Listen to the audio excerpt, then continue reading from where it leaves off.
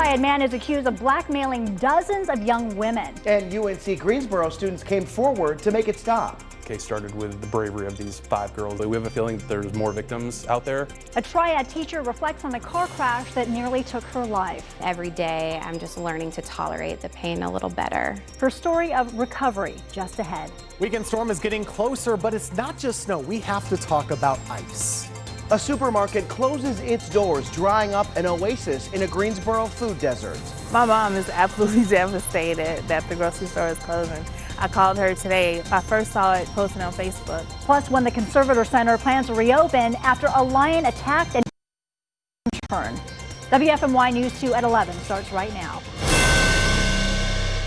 Snow is top of mind right now. We just had a big winter storm a month ago today. It took just 2 inches of moisture to create all of that. Yeah, but this new system is different. About half as much moisture expected. So how much of it falls as snow or ice? Tim, it might depend on where you live.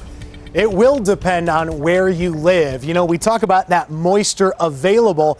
That's what you have to start with. If you turn it into all snow, sometimes 1 inch of snow, or 1 inch of rain, I should say, that equals 10 inches of snow. We're only going to have half as much as last time, but I think this time around, a lot of it is falling as ice and not snow. Our weather system is just starting to impact the West Coast. That's how far away it is right now. But by the time the weekend rolls around, this is the kind of mess we could be seeing Saturday night into Sunday night. To me, as I look at all the data coming in, I compare it with storms in the past, it looks to me like icing, not snow, might be our bigger concern in many of the Triad areas. A pretty darn high risk of some ice accumulation in many of the Triad cities, from Lexington to Winston-Salem to Greensboro, Burlington, and Reedsville. All of us could plan on at least a coating of ice and maybe much more than that in some areas. Snow chances much lower, and in fact not very likely for accumulating snow as you go farther south. Very likely for accumulating snow as you go farther north. The Triad, not surprisingly, caught in between, as is often the case for us. Having said all of that, I do expect we'll get some snow this weekend, but probably more in the way of ice impact for us. It still does begin on Saturday. That'll be the better chance to see some snow showers, but Sunday is the day where that icy mix could take a toll. I'll talk about whether you want to prepare for some power outages, down trees, those type of things for an icing situation coming up in just a few. Developing right now, Raleigh police say someone shot one of their officers. This is a look at the scene on Schaub Drive in Raleigh. Police say it happened around 8 o'clock tonight. They arrested one suspect and another is on the run. Highway Patrol is using a helicopter to help in the search. Police aren't giving out the name of that officer right now. We'll update this story with new information on our website. More than 40 women in the Southeast scammed, including 5 of them right here in Greensboro. Investigators say they sent inappropriate pictures to a man who said he was the owner of a modeling agency, but it turns out it was a lie. Investigators say this is the man behind it all, 32-year-old Kevin Kearney from Denton in Davidson County. He's accused of blackmailing his victims and threatening to make the pictures public. After a months-long investigation, UNCG police arrested him. WFMY News 2's Alma McCarty is live now on the UNCG campus where the first victims came forward. Well, it was back in October when UNCG police began building their case against Kevin Kearney after 5 students told investigators here what happened to them, that a man who was posing as an agent was offering them an opportunity to model, but only if they sent him pictures. Now, detectives say Kearney didn't use his real name, and this type of catfishing then turned into what's called sextortion, when he told the girls that he would share the explicit photos of them to their friends, family, and followers if they didn't give him full control of their Instagram accounts. Basically, he was soliciting girls for pictures of themselves and then using that to try to get information on their social media accounts. We have a feeling that there's more victims out there, so we would really like them to come forward, work with their local law enforcement agencies.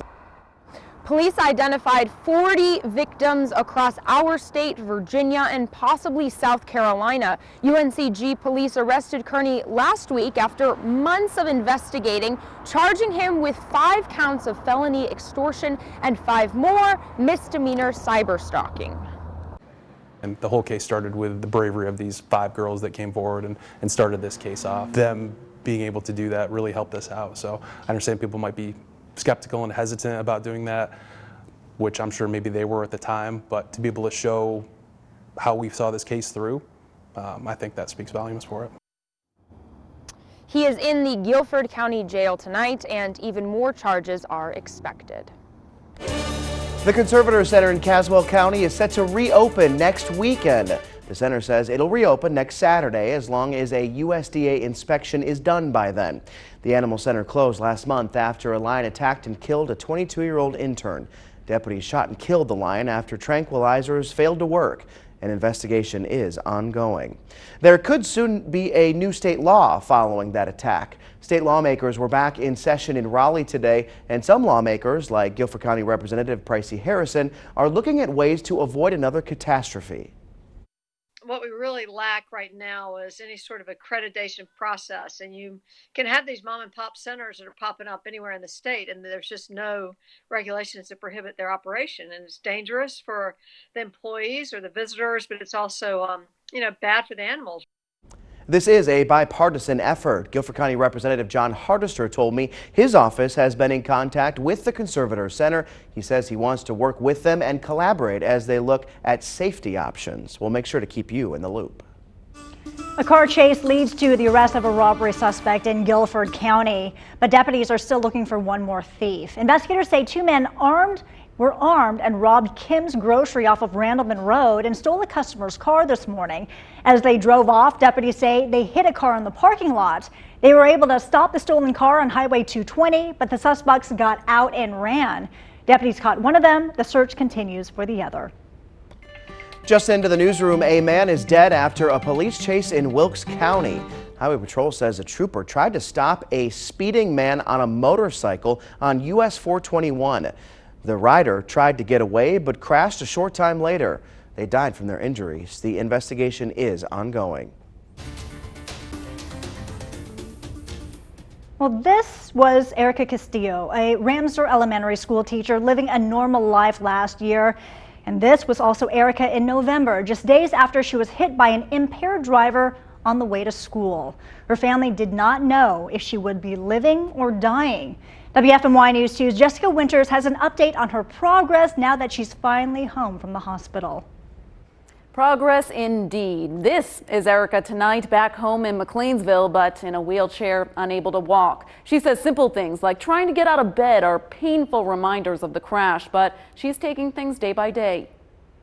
I just finished a very intense rehab, helping me to be able to just move from the waist up. Because from the waist down, Erica Castillo can hardly move right now. A lot of progress still needs to be made. In November, Erica was on her normal commute from McLeansville to Ramseur Elementary, where she teaches. I miss my students so much. Investigators say she was hit head-on by a driver on drugs at 7 a.m. The crash nearly killed her. The way that I showed up at the hospital, they had to wait a while before they knew if I was even alive. She spent a total of 37 days in the hospital. At the UNC Trauma Center, she had 10 broken bones and 2 major surgeries. Had a lot of rods inserted and plates and screws. She's now back home and so thankful for all the support she's gotten from students, family, and friends who have sent just so many cards and held benefits to help her pay for medical bills.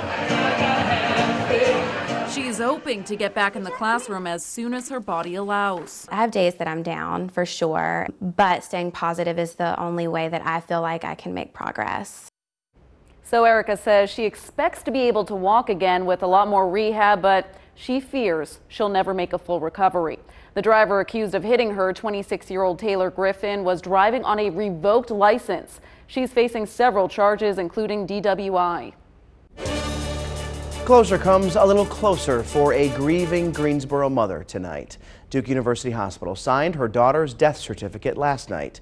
Catherine Connell's daughter, Kayla, passed away just before Christmas. A doctor didn't sign off on the death certificate, so she couldn't get her daughter's remains cremated. Under state law, doctors have 3 days to sign certificates after death. It's not clear why there was a delay. Representative Virginia Fox introduced a bill that would defund Planned Parenthood. It prohibits any government money from funding organizations that support abortion. Fox said in a statement today, the act will make sure taxpayer dollars don't subsidize abortion providers under any future administrations. We'll keep you updated as it advances through the House. This is Greensboro. The purple areas mark food deserts. It means a third of the people in those areas are living in poverty, and the nearest grocery store is more than a mile away. It was bleak for nearly 20 years, so one store tried to help fix the problem, the Renaissance Community Co-op on Phillips Avenue. It opened in 2016 and is one of the only grocery stores in the area. Well, today, the store announced it's closing. Now customers will have to travel farther to buy groceries, and tonight we're looking at what is next for the grocery store and the people who live nearby. WFMY News 2's Tahisha Moyes takes a closer look. So I grew up in this area. My parents live right down the street. Rosalind Womack is a regular shopper at the Renaissance Community Co-op. But the days are numbered because the store is set to close on January 25th. The opening of the RCC in October 2016 was huge for the area. It became an oasis in the middle of a food desert. When the Winn-Dixie closed, there was nothing here for a really long time. For nearly 20 years, the shopping center stayed empty, forcing people to travel miles to buy groceries. But what set the RCC apart is that it wasn't just for the community, it was owned by the community. My parents are owners. I have old middle school teachers that are owners, so it's a lot of people I know that are owners. So it is us. It is the community, which was really exciting. After taking a look at the struggling financial state of the store, RCC's board made the tough decision to close. It is sad that one of the, larger retailers in this area is leaving, but that's business. The closing means about 18 people are losing their jobs. RCC's board president says they'll be getting severance packages and help finding new jobs. Not the way people wanted things to end, but Womack remains hopeful. One time we opened a grocery store and it was amazing. It was a great accomplishment. We did it once. Maybe we can do it again in the future. The RCC board says they will be hosting a meeting next Monday at 6 p.m. at the store to answer any questions from the community. Thank you, Tahisha. From a closing to an opening, a new brewery is opening in downtown Greensboro. South End Brewing Company will move into the old Gibbs location on West Lewis Street. A father and son from Greensboro are opening that new spot. They also plan to serve food and even revamp the outside area to be a patio for games and special events. The new brewery is set to open in the spring or summer of this year. A popular pizzeria is expanding in the Triad, and we now know when Cugina Forno is opening in Winston-Salem. The owner is posting updates on Facebook. He says he hopes to open the new restaurant in downtown Winston-Salem on March 1st. The 5,800 square foot facility is on North Patterson Avenue. The owner says diners can get the same delicious pizza and desserts offered at the original location at Revolution Mill in Greensboro. Some big news out of Charlotte tonight. TD signing out. Keep pounding, baby. Signing out. Yeah, longtime Panthers linebacker Thomas Davis announced on Twitter tonight he will not play for the Panthers next season. But Davis says his career isn't done yet, Patrick. Yeah, Chad, he spent 14 seasons in the same uniform. Last offseason, Davis announced plans to retire, but he made it clear at the end of this season that he still had more left in him. But according to Davis, the Panthers told him Monday they thought now was the time to move on. And while he says he never imagined playing for another team, Davis made it clear his career won't end here. As you can see, this is extremely tough for me. I've loved and cherished every moment that we've had in Carolina. Carolina's going to always be home for me and my family, but I'm not retiring. I feel like I have way too much football left in me to walk away from the game right now. Hey, we'll have much more on this news later in sports. President Donald Trump and congressional leaders met today as the stalemate continues. Tomorrow will be day 20 of the partial government shutdown. Republicans and Democratic leaders said at the meeting that the meeting with the president was fiery. Yeah, lawmakers met face to face and talks quickly broke down. He sort of slammed the table, and when Leader Pelosi said she didn't agree with the wall, he just walked out. He is going to stand firm to achieve his priorities to build a wall. President Trump tweeted that the meeting was a total waste of time. He's scheduled to visit the southern border tomorrow. Meantime, House Democrats passed legislation that would reopen the Treasury Department and the IRS without funding for the wall. The bill is unlikely to pass the Senate.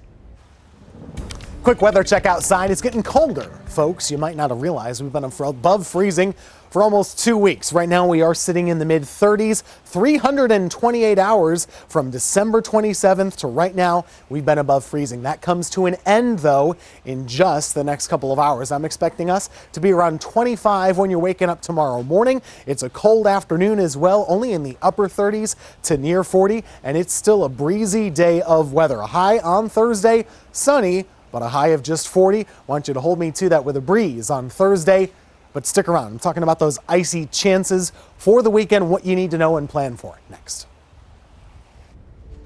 Flu season is nearing its peak, and we have seen a lot of cases in our state. We'll show you what the CDC recommends, plus some other really easy ways to protect yourself. That's next.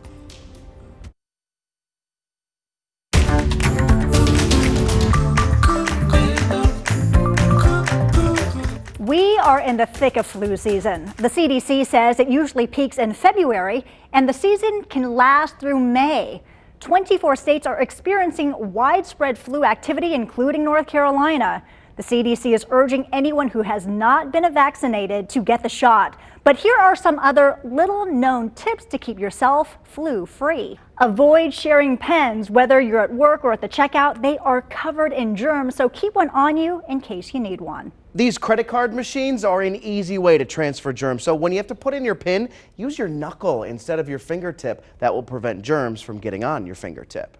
And everyone has to fill up at the gas station. Those pumps, they are dirty. Grab a paper towel before picking up the nozzle to avoid picking up any germs left behind. Last one, your phone goes with you everywhere. You touch it all the time. Yeah, it's good to wipe it down every once in a while to kill any germs or bacteria that might be gathering on it. Bottom line, the flu can have deadly consequences, so it's best to play it safe. You can find more advice on WFMYnews2.com. All right, we've got some new information on that breaking news that we told you at the top of the newscast about a Raleigh officer who has been shot. We've just learned that that officer was shot multiple times. He is in surgery as we speak. The CBS affiliate in Raleigh says that the officer was shot in the neck. We'll continue to update you on this story both on air and on our website.